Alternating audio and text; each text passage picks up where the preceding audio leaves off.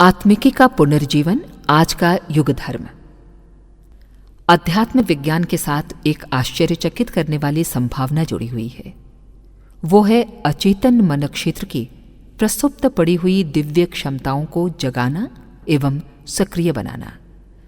इस संदर्भ में भौतिक विज्ञानी भी कुछ कुरेदबीन करते रहे हैं और जो उनके हाथ लगा है उसे देखते हुए इस निष्कर्ष पर पहुंचे हैं कि व्यक्ति में विज्ञान पराक्रम अन्य क्षमताओं की तुलना में कहीं अधिक उच्च स्तरीय प्रभावी एवं समर्थताओं से भरी पूरी सत्ता विद्यमान है।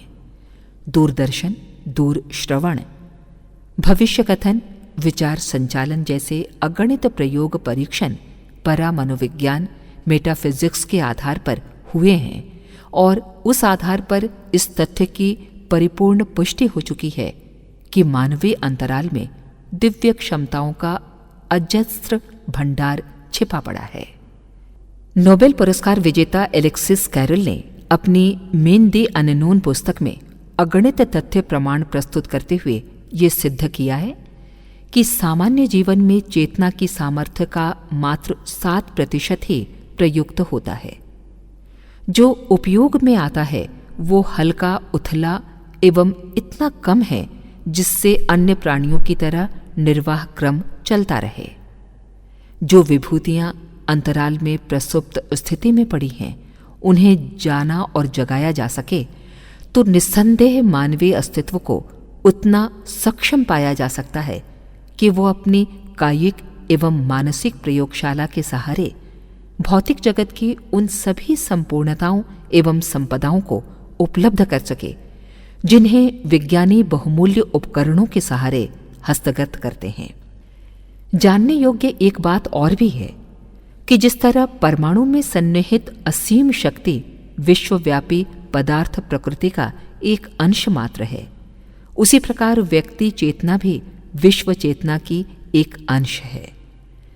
परमाणु की सामर्थ्य उसका निजी वैभव नहीं है, वरन विराट विश्व की शक्ति समुद्र की एक लहर बूंद भर है। उसी प्रकार चेतना की अपनी स्वतंत्र हस्ती कुछ भी नहीं है, ये विश्व चेतना में ही अपनी पात्रता एवं आवश्यकता के अनुरूप सामर्थ्य अर्जित करती रहती है। इस चेतना लोक का अपना अस्तित्व है। अदृश्य सूक्ष्म जगत में प्रकृति की ऐसी अविज्ञात शक्तियों का आभास मिल चुका है जो विदित एवं उपलब्ध वैभव की तुलना में असंख्यों गुणा अधिक है। ठीक इसी प्रकार चेतना की दिव्य लोक का अपना अस्तित्व है और उसमें इस स्तर का वैभव भरा पड़ा है जिसकी परब्रह्म की विश्व चेतना के रूप में तत्व दर्शन द्वारा चर्चा की जाती रही है। इस दिव्य लोक का निरूपण पुरानी भाषा में परमेश्वर, देव परिकर, रिद्धि सिद्धि, स्वर्ग मुक्ति आदि के रूप में किया जाता रहा है। उसके लिए योग, तप, जप, ध्यान, पूजा, पुरस्चरण आदि की प्रक्रिया अपनाई जाती रही है और ऐतिहासिक साक्ष्यों के आधार पर ये सुखद परिणति भी उपलब्ध होती रही है जिन्हें देखते हुए इन प्रयोग परीक्षणों की परिपूर्ण सार्थकता सिद्ध की जा सके। इसे दुर्भाग्य ही कहना चाहिए कि मध्यकाल में सर्वत्र अंधकार युग फैला और विकृतियों एवं अवांछनीयताओं का बोलबाला रहा। राजनीति से लेकर अर्थव्यवस्था के क्षेत्रों में जब अनाचार अपना सर आसमान तक उठाए हुए है, तब धर्म और अध्यात्म के क्षेत्र में ही ये आशा कैसे की जाए कि वो छद्म सनक एवं निहित स्वार्थों की पकड़ से बचा रहेगा। पिछले दिनों यही स्थिति रही है और आज भी वैसी ही है। ऐसी दशा में अध्यात्म का तत्व दर्शन ही नहीं, प्रयोग उपचार भी बुरी तरह अस्त व्यस्त हो गया है। जो बना है उसे एक प्रकार से छिलका, छूछ, खिलौना, नमूना भर कह सकते हैं। प्रत्यक्ष है जो कुछ इन दिनों अध्यात्म के नाम पर माना और अपनाया जाता है वो न केवल अधूरा है वरन भ्रांतियों एवं विकृतियों की भी उसमें बुरी तरह घुसपैठ है। फॉर्मूला गलत होने पर श्रम निरर्थक ही जाता है। ऐसा ही इन दिनों भी हो रहा है। उपासनात्मक उपचार करने वाले जब प्रतिफलों के संबंध में निराश होते हैं तो एक प्रकार से नास्तिक ही बनते जाते हैं।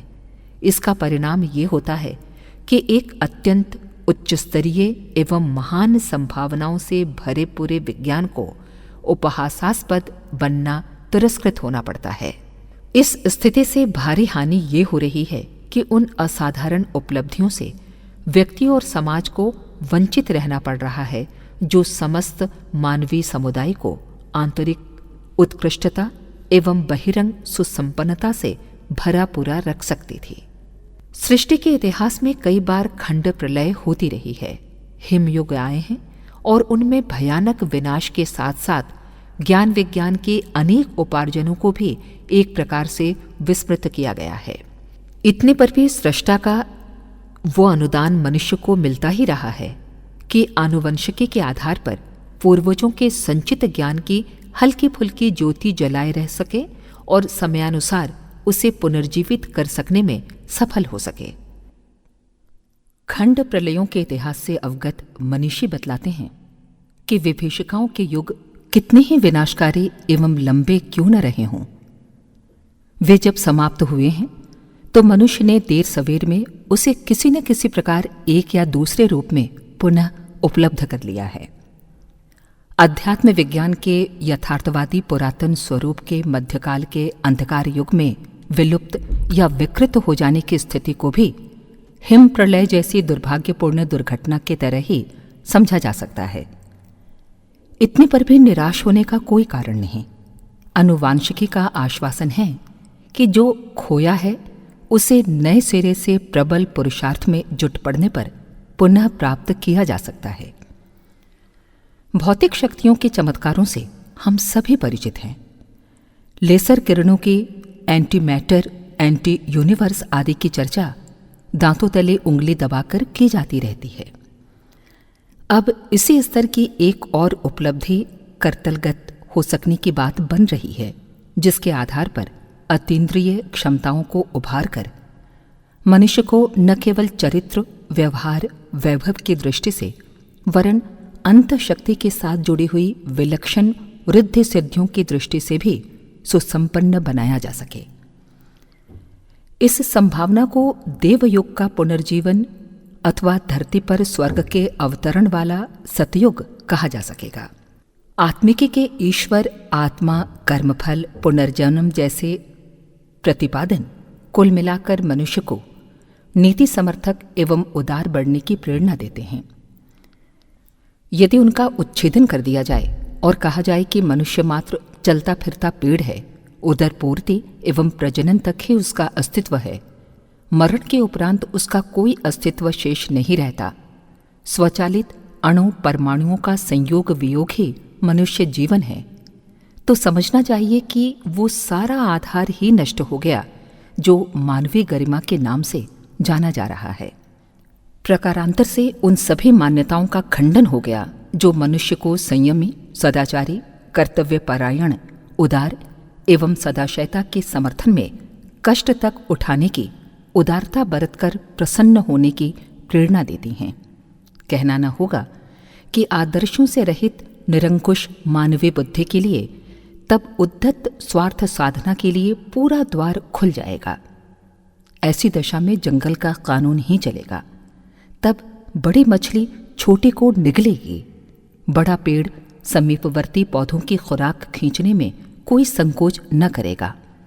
जिसकी लाठी उसकी भैंस का सर्वाइवल ऑफ द फिटेस्ट का सिद्धांत सही और स्वाभाविक ठहराए जाने पर मानवीय सभ्यता की कैसी दुर्दशा हो सकती है।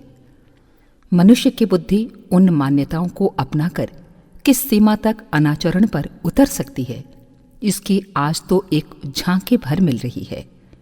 वो दिन दूर नहीं जब इस अभिनव प्रतिपादन के परिपूर्ण में होने पर हिमयुग एवं खंड प्रलय से भी अधिक भयानक स्थिति उत्पन्न होगी।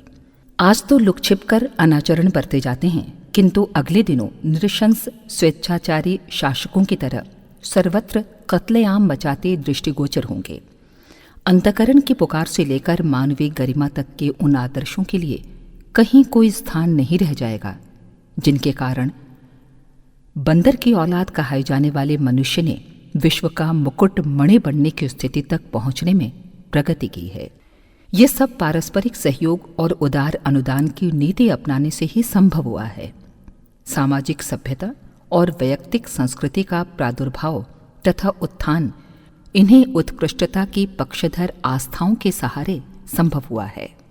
यदि ये आधार नष्ट हो गया तो हमें फिर आदम युग की ओर वापस लौटना होगा। शायद वो भी न बन पड़े, क्योंकि बुद्धि कौशल के रहते आदर्शहीन व्यक्ति मात्र पिशाच ही बन सकते हैं। पशुता के स्तर तक उतरकर संतोष कर लेने के लिए भी उन्हें सहमत न किया जा सकेगा। इस संभावना की क्षणिक झांकी आज भी देखी जा रही है। अनास्था युग के बाल्यकाल में जब स्वार्थपरता का विस्तार निष्ठुरता से लेकर आतताई प्रवृत्तियों के रूप में बेतरह विकसित हो रहा है, तो फिर प्रौढ़ता आएगी तो हर व्यक्ति अपने समीपवर्तियों की गर्दनें नापता हुआ दूरवर्तियों का सफाया करेगा। फलतः सृष्टि विकास के समय उपजे अनगढ़ महागर्जी महासरीसृपों महाव्याघ्रों की तरह अभावों और आक्रमणों की आग में जलकर समाप्त होना पड़ेगा। आज जो उपेक्षा और असहयोग विज्ञान और अध्यात्म के मध्य दिखाई पड़ता है, उसे मिटाकर विग्रह की वृत्ति को हटाकर सहयोग भरी रीति नीति की प्रतिष्ठापना कर समुद्र मंथन जैसे सत परिणाम पा सकना पुनः इसी धरती पर संभव है।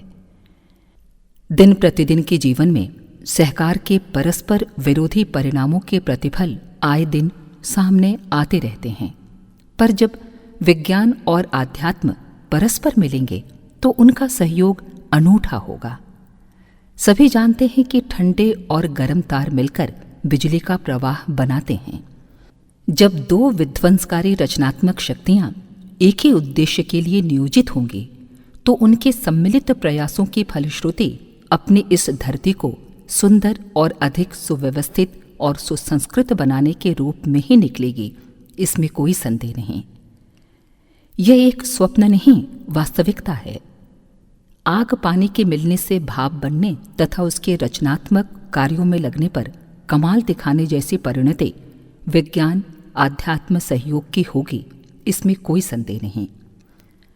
अनेकानेक प्रमाण तथ्य बताते हैं कि इस परिकल्पना को साकार रूप देने पर कितने सुंदर परिणाम निकल सकते हैं। मरणोत्तर जीवन का जब अस्तित्व सिद्ध होने ही जा रहा है, तो फिर उस कड़ी को भी जोड़ना ही पड़ेगा जिसके अनुसार पितरों की दुनिया का जीव जगत के साथ आदान प्रदान चल पड़े। ऐसा संभव हो गया तो समझना चाहिए कि एक और अपनी जैसे ही नई दुनिया के साथ रिश्ता जुड़ गया।